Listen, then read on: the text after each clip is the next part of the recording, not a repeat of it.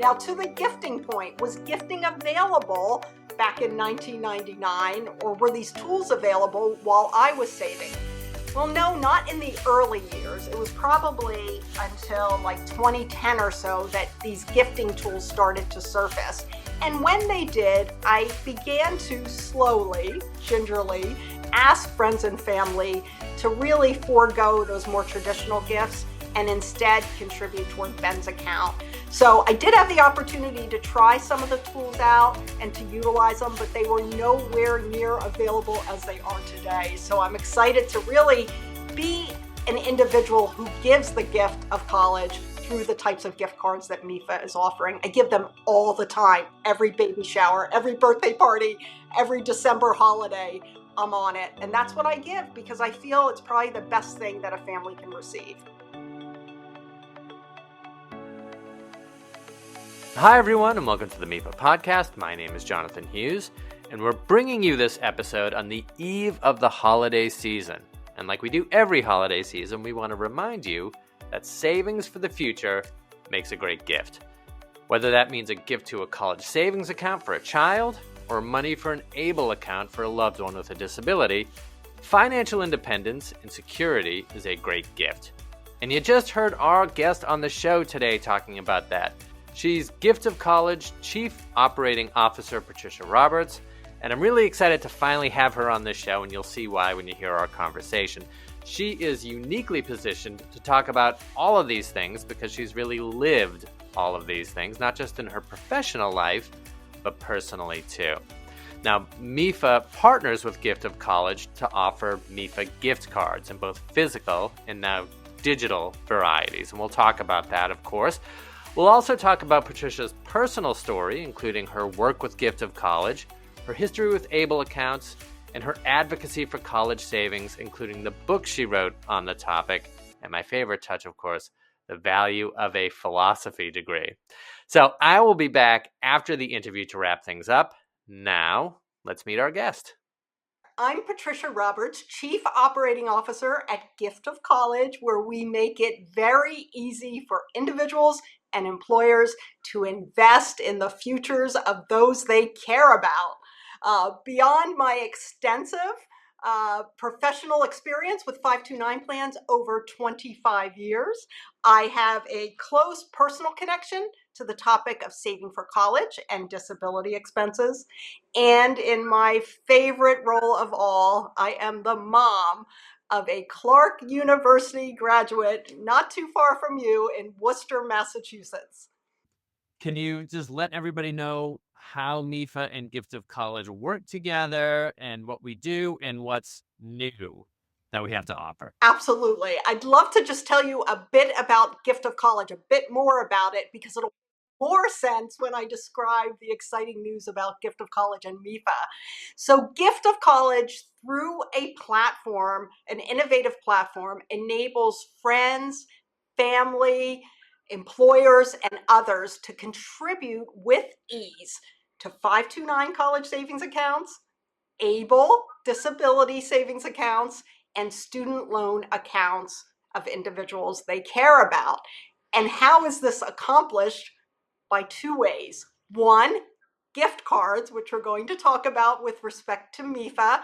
Individuals can buy gift cards and give them for birthdays, holidays, and other occasions. And individuals who receive those gift cards can contribute them to their 529 college savings or disability savings account. And then the other way this is accomplished is through an employer platform that we have, whereby employers can offer payroll deduction to 529 college savings or ABLE disability savings and match those contributions as well. So we've got a twofold way to help individuals not have to go it alone because others can contribute. So what's happening between MEFA and Gift of College is very exciting. So more than a year ago, we began working together by expanding MEFA's reach with its excellent 529 plans and its ABLE plan by getting its brand, the MEFA brand, on Gift of College gift cards throughout Massachusetts in CVS stores. That was the first thing we began doing together.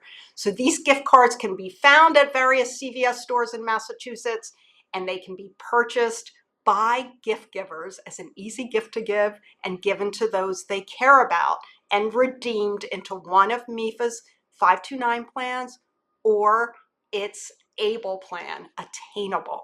So that's the first thing we did together.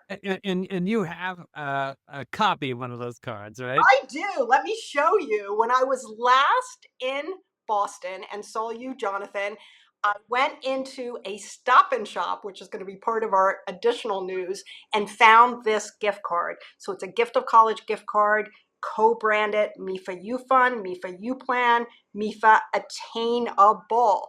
And it was available in denominations of $25 to $500. So this is the first way we started, and we started with CVS. Now, as I just mentioned, we are in additional retailers together.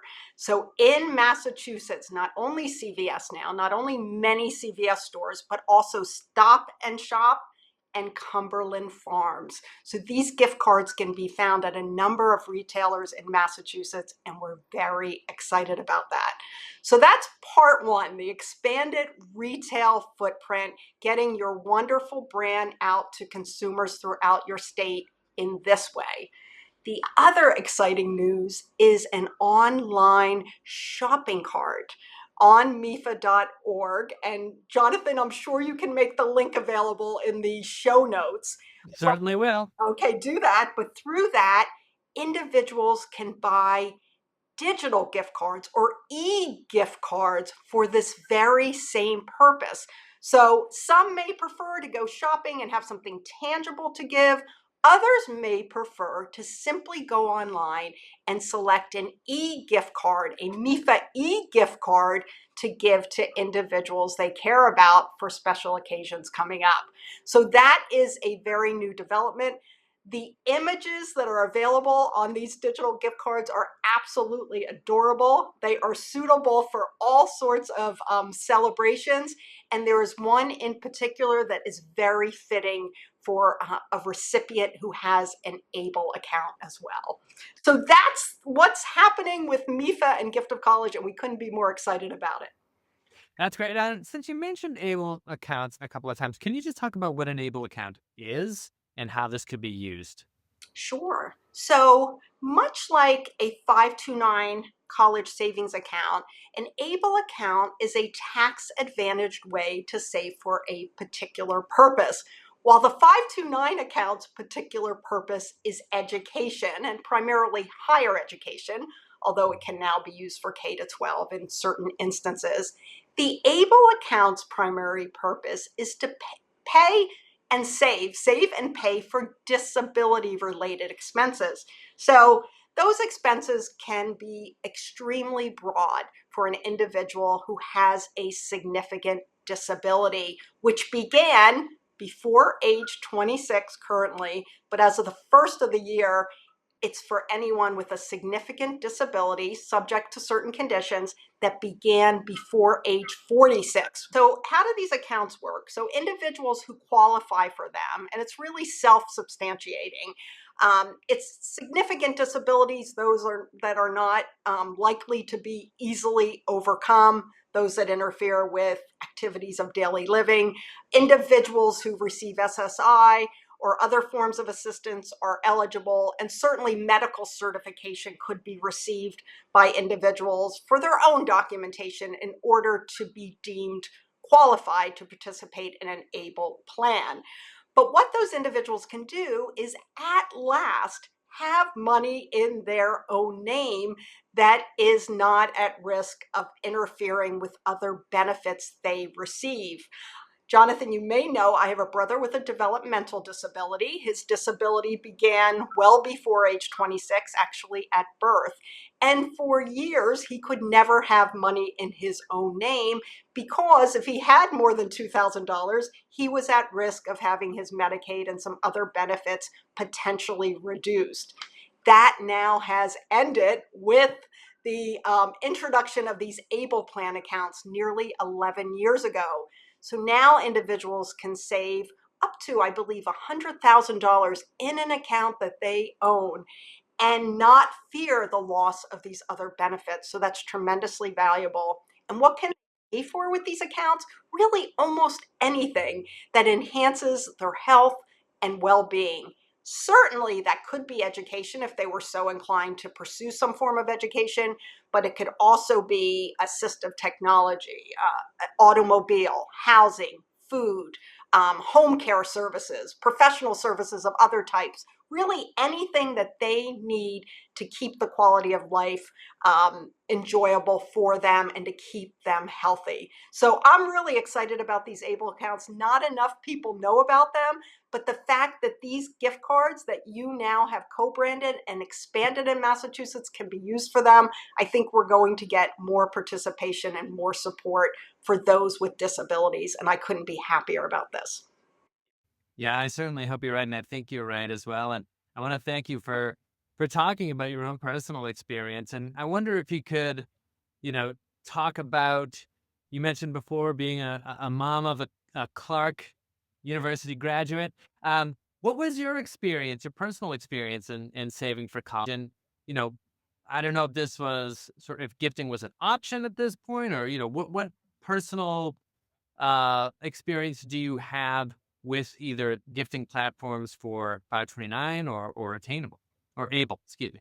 Well, okay, a lot there. Let's see. In terms of my personal experience of saving for college, that actually goes back to my own childhood experience of almost missing the opportunity to go to college. These childhood experiences really fuel the reason why I saved for my son and why I am so determined to help other families. So, as a student in a low income family headed by a single mom, and touched by the disability of my brother, I almost missed the opportunity to go to college. In fact, my guidance counselor suggested I stick with that junior high school waitressing job, which I continued through high school instead of pursuing higher education. My mom would have nothing of it, and I did go to college and worked multiple jobs, sent money home, and attained not one, but 2 degrees, but at a cost. So I wound up having to repay tens of thousands of dollars in student loan debt. No regrets for pursuing that higher education. It enabled me to lift myself and my mom out of tough circumstances, but I did have to repay that cost. And the repayment of that student loan debt and the attainment of my own education really, really fueled my desire to do better for my son. So when he arrived in my life in 1999, and I was paying back together with his dad over $100,000 in our collective student loan debt, we made a decision to start saving in a 529 plan a little at a time from our paychecks. And I'm happy to report, which you may or may not know, Ben did graduate with 2 debt-free degrees from Clark University, and I couldn't be happier about it. Yes. Now, to the gifting point, was gifting available back in 1999, or were these tools available while I was saving? Well, no, not in the early years. It was probably until like 2010 or so that these gifting tools started to surface. And when they did, I began to slowly, gingerly ask friends and family to really forego those more traditional gifts and instead contribute toward Ben's account. So I did have the opportunity in those years of sort of later middle school through college to invite friends and family to do so. Those small amounts that were given, even by my mom, who was on a fixed income, $25 here and there, really in time grew in value to perhaps pay for some of Ben's books while he was at Clark University. So I did have the opportunity to try some of the tools out and to utilize them, but they were nowhere near available as they are today. So I'm excited to really be an individual who gives the gift of college through the types of gift cards that MEFA is offering. I give them all the time, every baby shower, every birthday party, every December holiday. I'm on it. And that's what I give because I feel it's probably the best thing that a family can receive. Well, so, you've spoken very eloquently, of course, about your own story and how the college education that you have has, as you said, raised you up and raised up members of your family as well. And you wrote about that in your book. And I want to talk a little bit about your book and when you wrote that and why you decided to write it and what you want people to get from it. Sure, and thank you for asking about it and thank you for reading it. So my book is called Route 529, here it is, A Parent's Guide to Saving for College and Career Training. I want to stress that, with 529 plans. Why did I write this book and when?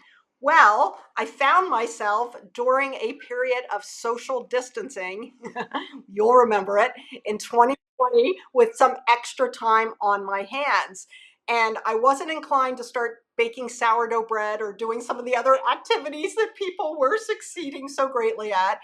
I really thought I had seen just yet another survey that talked about the lack of awareness of 529 plans. And I was hearing on the news the struggle that individuals were having in repaying student loan debt during the pandemic. And I thought, you know what? I've got so much experience on this very topic.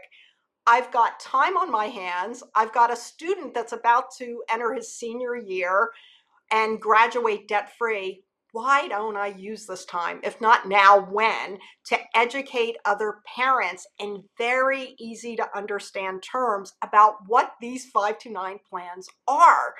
And to inspire them to take small, consistent steps to save toward whatever future plans their child may have.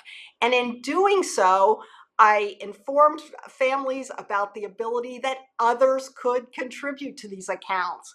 I busted some of the most common myths about 529 plans. And I wove into the book, it's really a book about the journey of savings, thus that road work on the cover.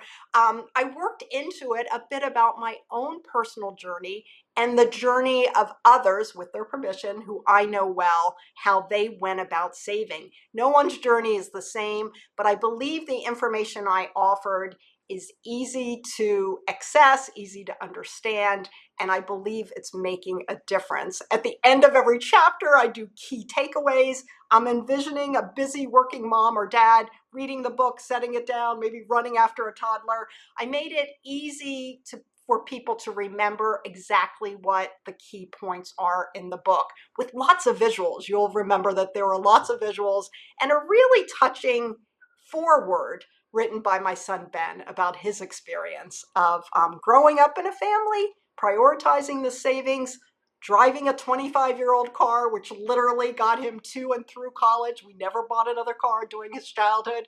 To this day, we still have it. He reflects on the sacrifices we made to have him be able to pursue a degree of his choice and to graduate without that crushing weight of debt.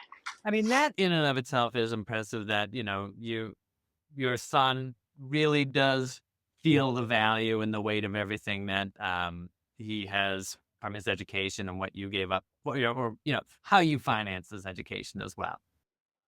Yeah, it's true. And he was able to do things like, first of all, pick a school that felt appropriate for him. We were very candid about the amount of money we had saved. He knew about it along the way. We started in age appropriate ways talking about it.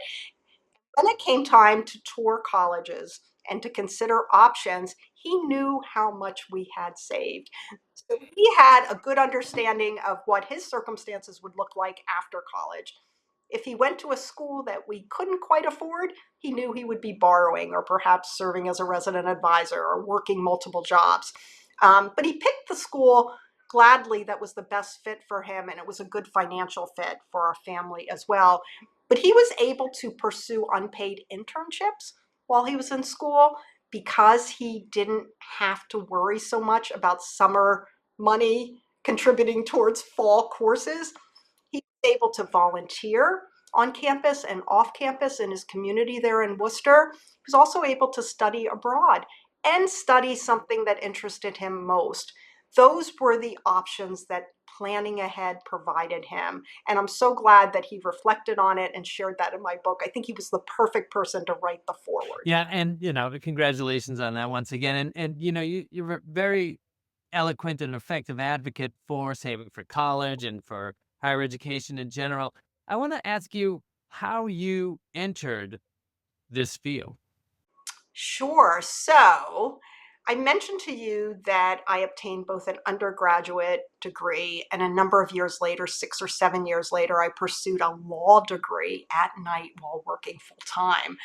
And it was while I was an attorney at Citigroup as an investment management attorney or investment advisory attorney that the topic of 529 landed on my desk. They needed an attorney to focus on this potential line of business for Citigroup as they desired to get into it to help families invest those funds for college.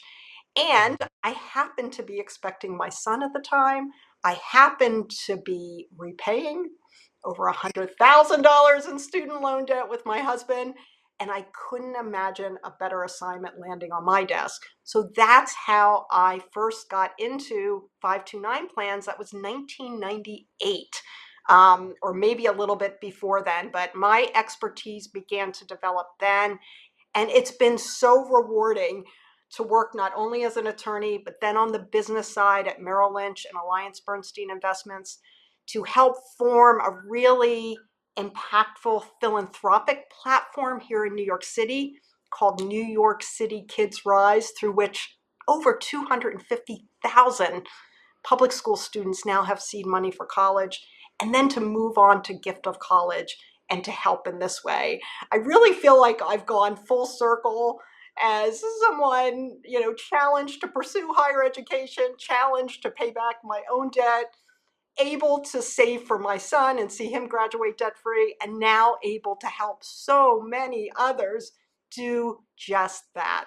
So I couldn't be more satisfied with my career and the route, not to lead back to the book, that it has taken. So, you mentioned New York City Kids Rise, and I know you worked as well with the Rhode Island CSA program. And in a way, yeah, you're right. It comes full circle. These things all kind of bleed together, and that is CSA programs. In case anybody is listening and doesn't know what those are, I wonder if you could just talk about what they are.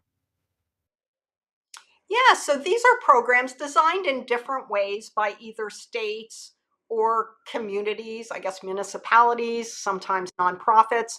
But these are programs through which young people, sometimes at birth, as in the state of Maine, and you've got something there in Massachusetts as well, California has something, whereby at birth, or in the case of New York City's program, at kindergarten, families are given seed money for college savings accounts. So they're given a little something to get them started, and even better, to acquaint them with the topic of college savings and 529 plans. So it's not just handing money to a family to get them interested in saving for college, but it's giving them as well the financial education they need to begin to add or open their own account and add funds to it as well.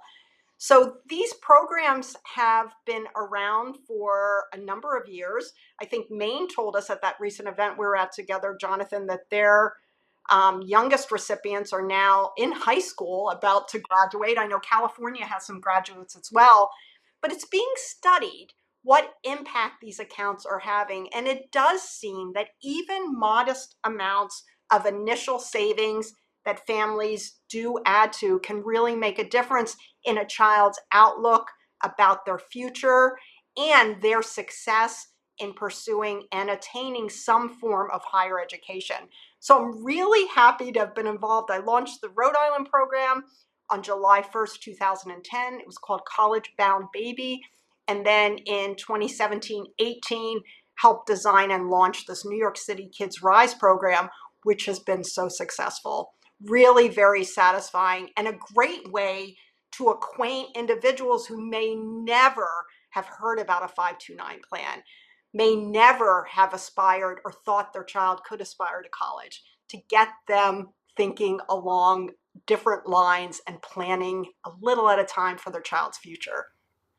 And one thing I love about it too, and it ties in with Gift of College, of course, is that this idea has really exploded that um, you don't have to go it alone as a parent, that a child really can benefit from communal sort of activity of having other people save for college for them or college and career for them.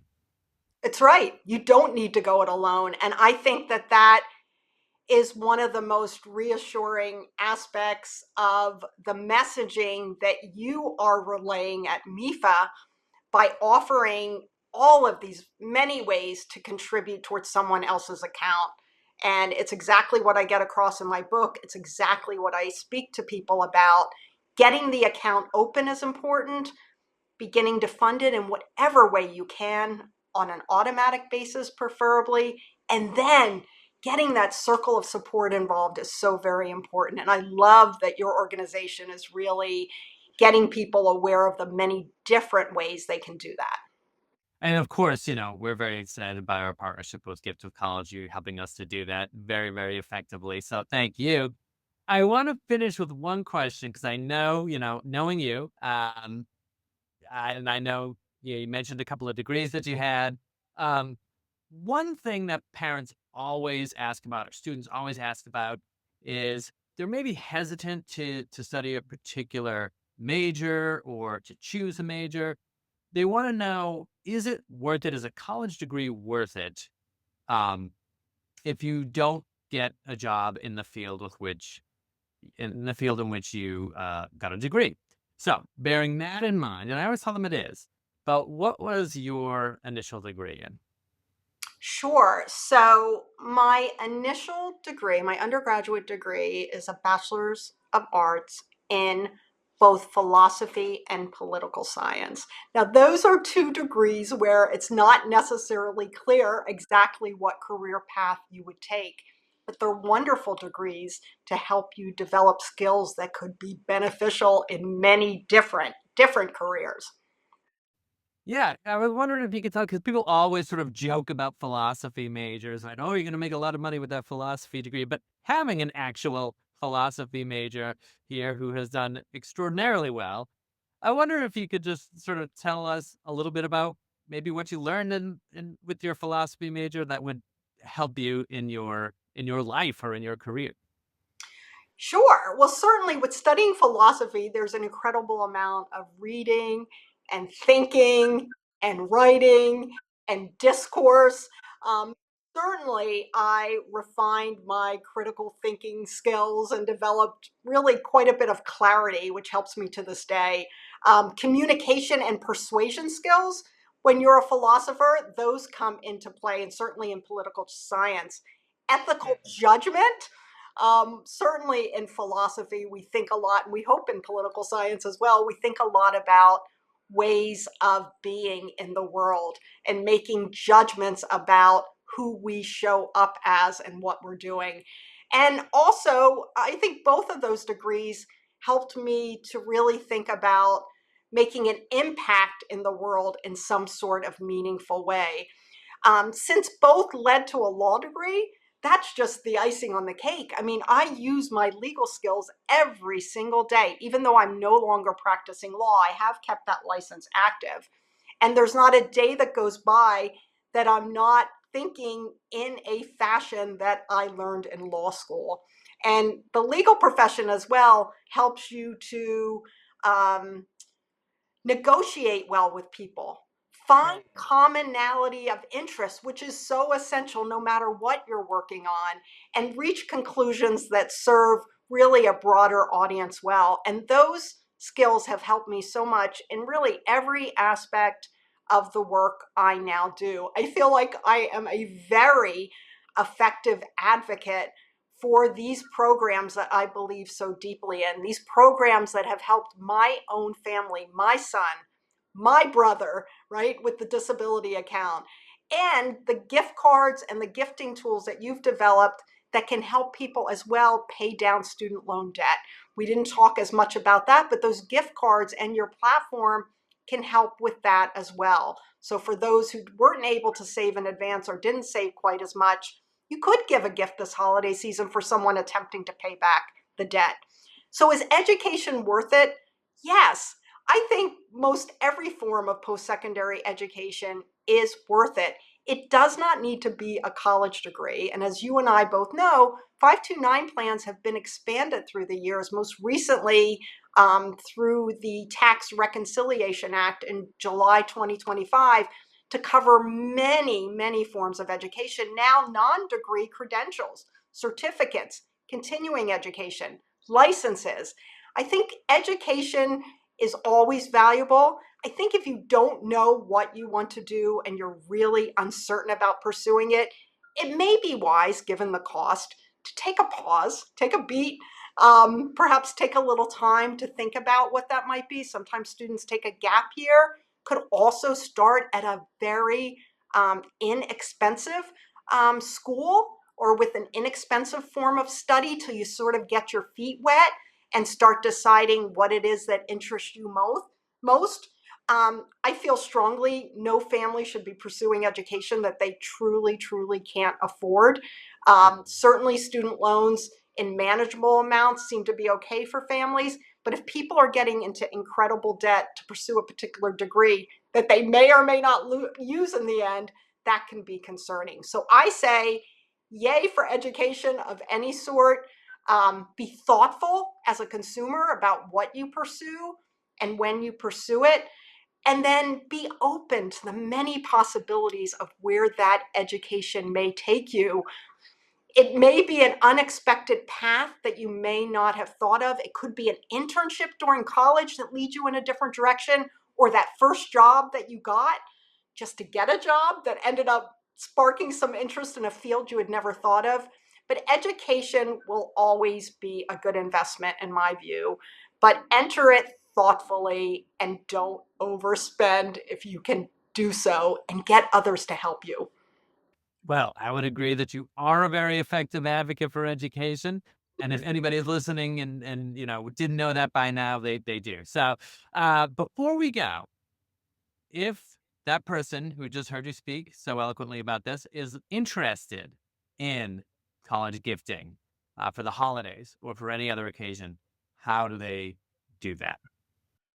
Well, first of all, if you're interested in college gifting, thank you. You are brilliant and you're going to feel good. There'll be no buyer's remorse in terms of giving a gift toward higher education. How do you go about doing it? We talked about a few ways there in Massachusetts and also across the country, but let's focus on Massachusetts. The MEFA cards, which I showed you early on, are available at various retailers. We talked about CVS. We mentioned Stop and Shop, where I picked up this one, and there's also Cumberland Farms. If you're outside of Massachusetts, there are other places across the country. You can find those on our Find and Store tool on giftofcollege.com. You can also, as discussed, buy a digital gift card. You're in a hurry, you want to grab something, digital gift card on mefa.org/gift card.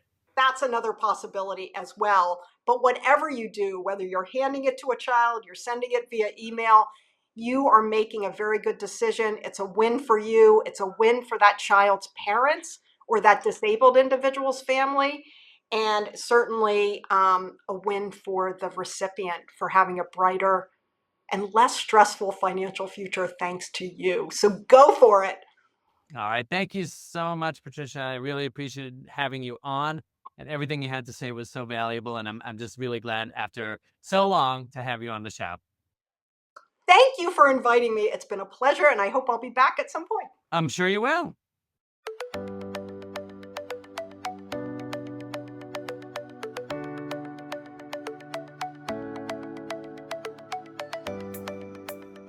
All right, everyone, that was our show. I would like to thank our guest, Patricia Roberts, for coming on and sharing her time and her story with all of us.